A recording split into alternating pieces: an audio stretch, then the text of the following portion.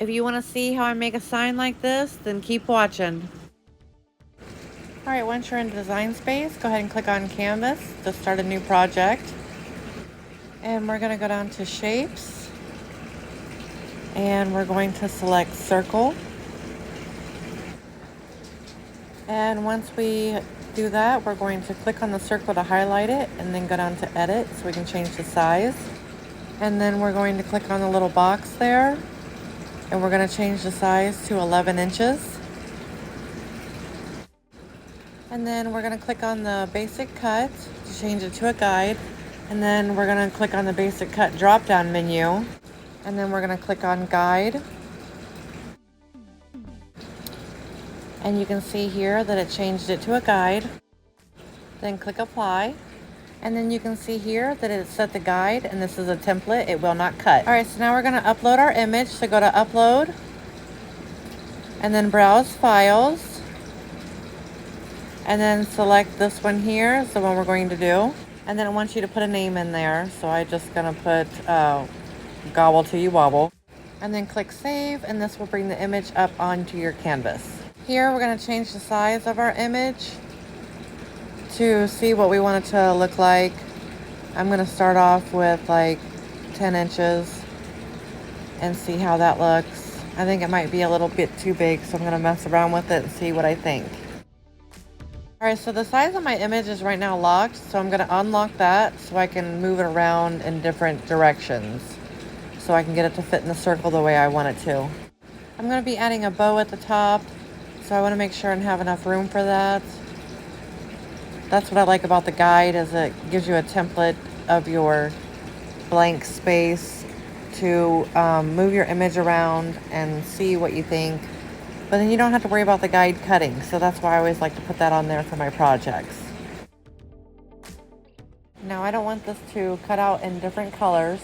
I'm going to attach it, go down to Actions, and then click on Attach.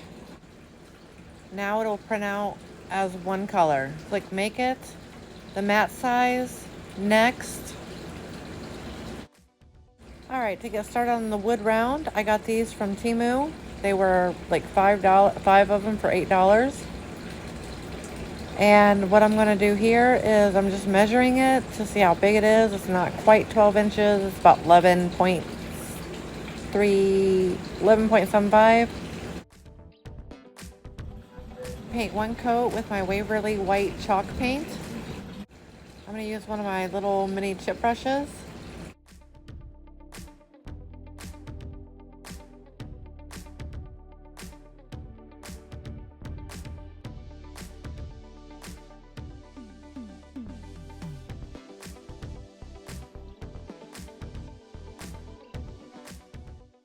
I'm going to do one coat of matte Mod Podge over the top with my mini chip brush. And I'm going to avoid the section at the top right there. That way I can put a bow. The hot glue will not stick to the Mod Podge. I have figured that out.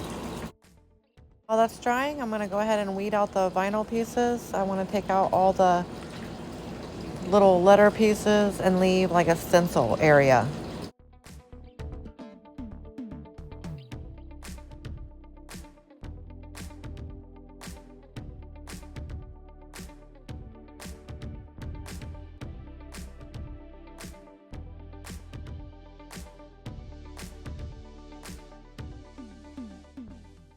I like to use removable vinyl for this. I feel like it works the best.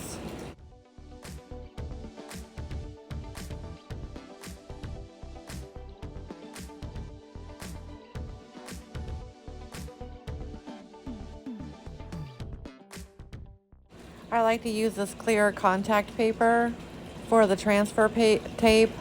It works really well, and I got a huge roll of it, so I like to use that.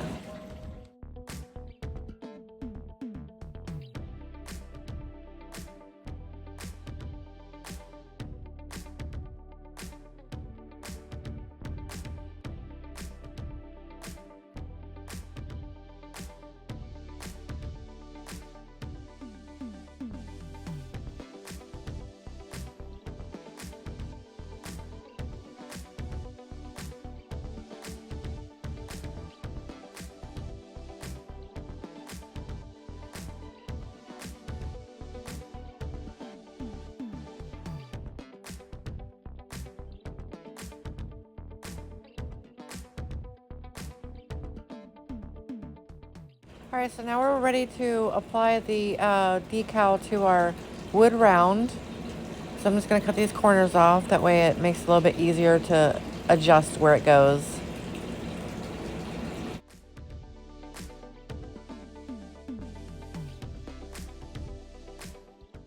I normally just eyeball it, but another way you can measure it is to fold your decal in half and then draw a line down the center and then line it up that way. But I like to eyeball it. It usually works out pretty good. Then once I have my image where I want it, I take a piece of painter's tape right down the middle to hold it in place. And then I peel up one side, cut back the transfer tape paper backing, cut that off.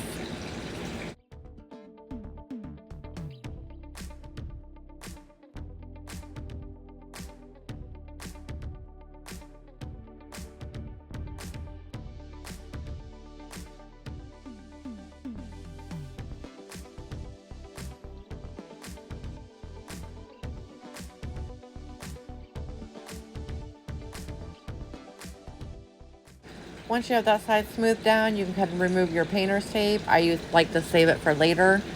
And then you go ahead and do the same thing with the other side. Just remove that, it's not transfer tape paper backing, it's the backing on the back of the vinyl. I go ahead and remove that. And then I start pressing my decal down onto the wood round. I go slowly and kind of squeegee it little by little. That way I don't get any bubbles.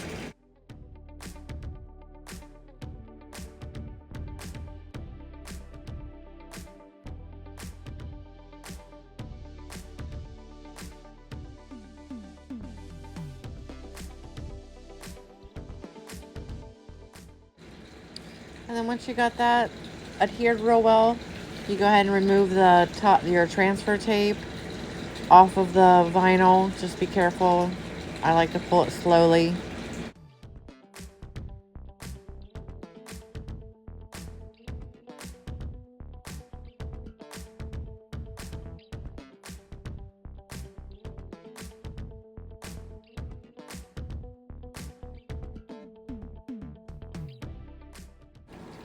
And then we're going to go ahead and put a coat of Mod Podge over top of our stencil. And then I like to use the tape that I reused to mark off the areas where I don't want the Mod Podge to go. I only want it to be on my stencil, so I usually cover up some of the other areas.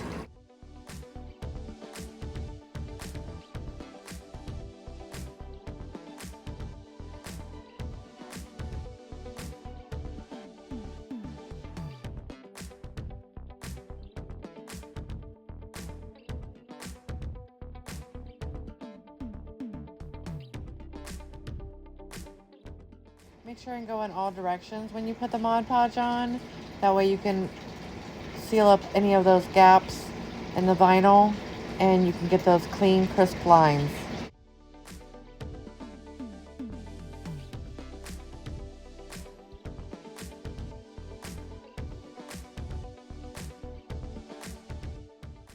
After you're done putting your coat of Mod Podge on, you're going to let it dry on its own until it's dry completely. All right, so this is what we're going for. We're going to start with the brown, the Till U, and I'm going to mark off all the areas with painter's tape that I don't want to paint. That's why you have to make sure your Mod Podge is really nice and dry, because I'm going to mark off the areas I don't want to paint with the painter's tape. That way I can just have the area for the brown that I want to paint up.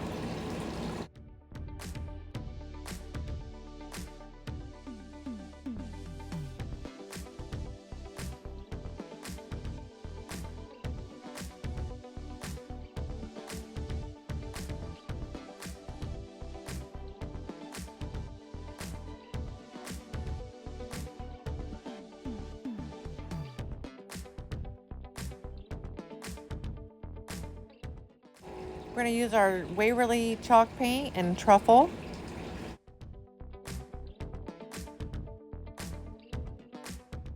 And then I'm just going to put a little paint on there, grab my mini chip brush, and just paint that little area there that I've sectioned off.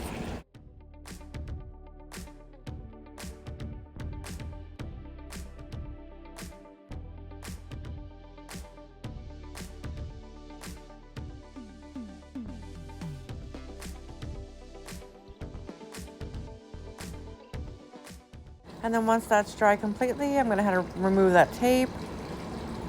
And I'm going to start marking off the next areas that we need for the next color, which is going to be the orange, the gobble, wobble, and the two big leaves.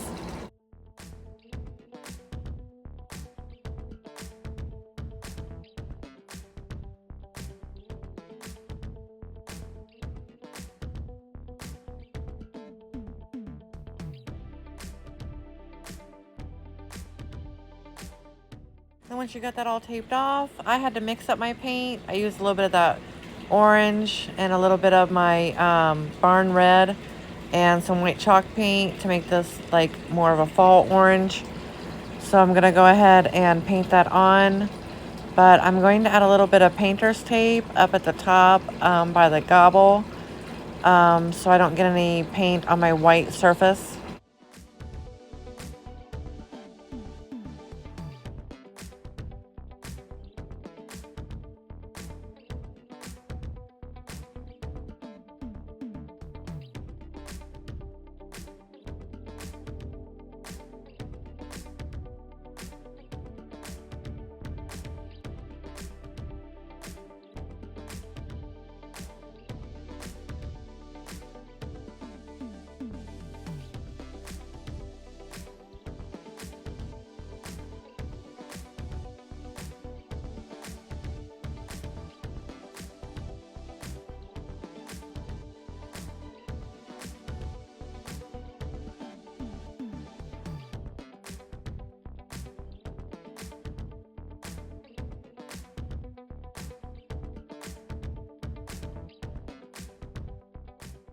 And then once that's dry, you're gonna go ahead and remove that painter's tape from around the places where you stuck it there.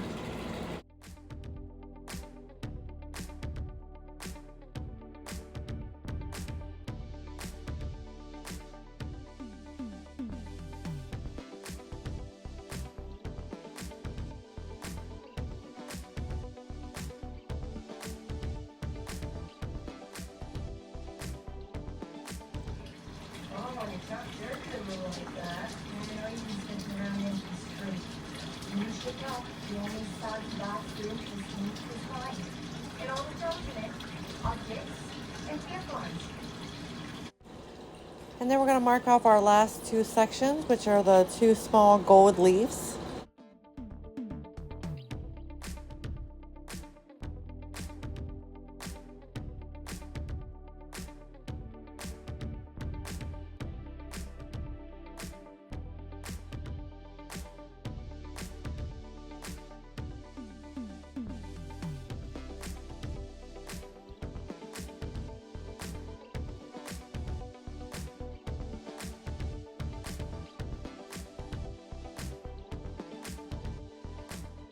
And then I got this color here by mixing the yellow ochre and my Waverly white chalk paint.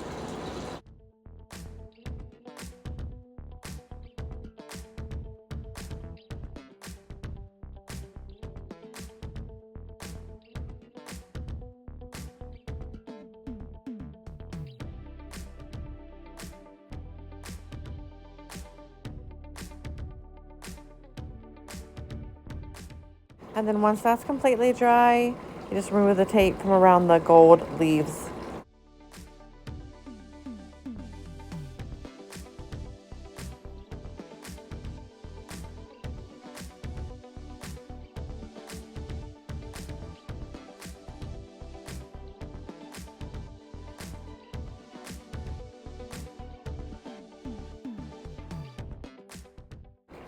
All right, so we're going to remove our vinyl stencil, and just be careful pulling it up. Make sure your paint is completely dry naturally, and be careful pulling it up so you don't rip any of the pieces or paint or anything.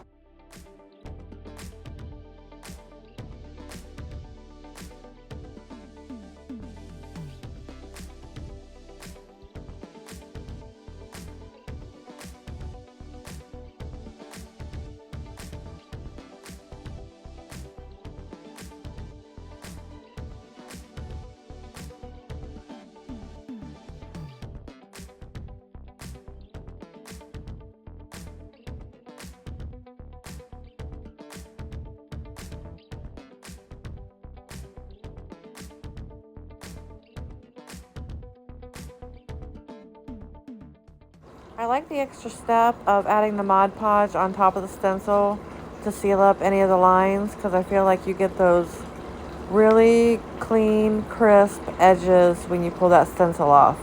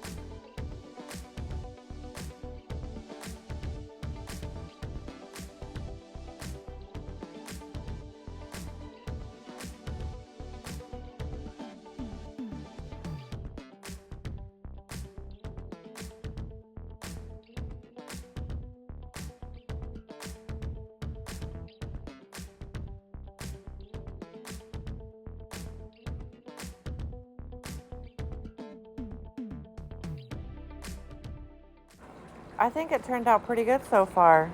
I'm going to add a bow on it. So for the bow, I'm going to use this burlap wired ribbon. And this piece is 24 inches long. And you're going to wrap it around and fold it down into this shape. And then flip it over. And then this piece is 10 inches long.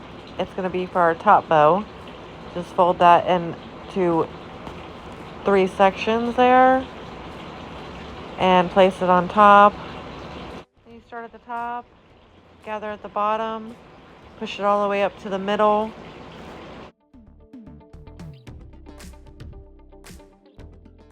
Grab a chenille stem to tie that in the middle to keep it in place.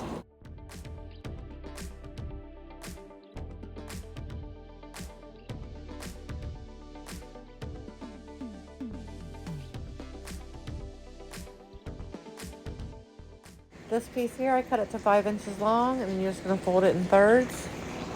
Wrap it around the center, flip the bow around.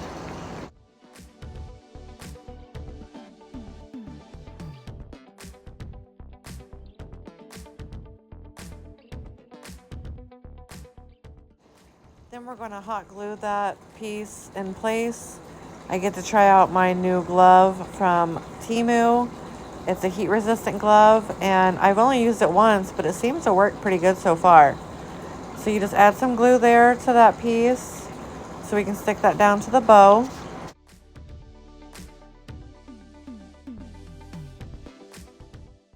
And then we're going to hot glue the other piece down.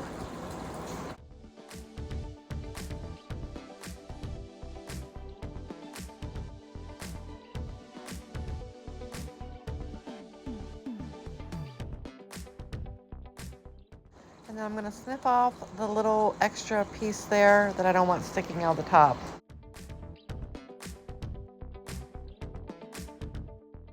And then I like the dovetail ends on them, so I just fold the tail in half and then cut that at an angle.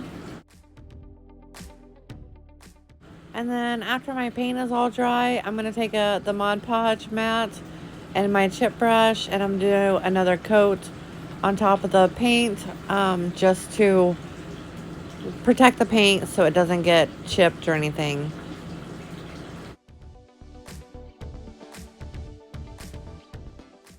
And I'm still avoiding that little top section up there. That way I can add a bow after I'm finished.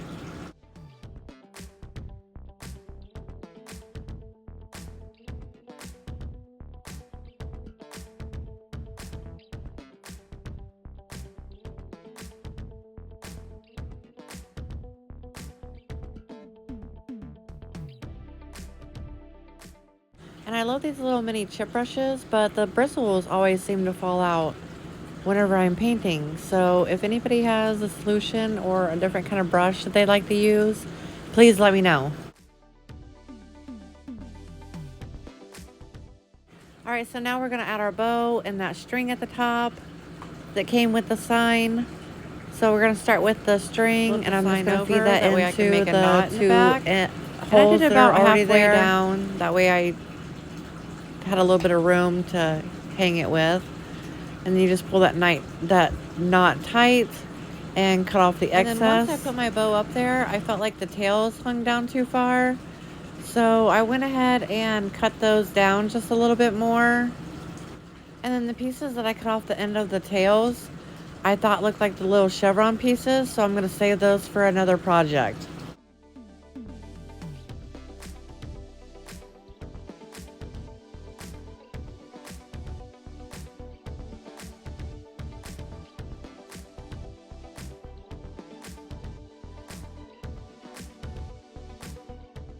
And then attach the bow, and it's ready to go.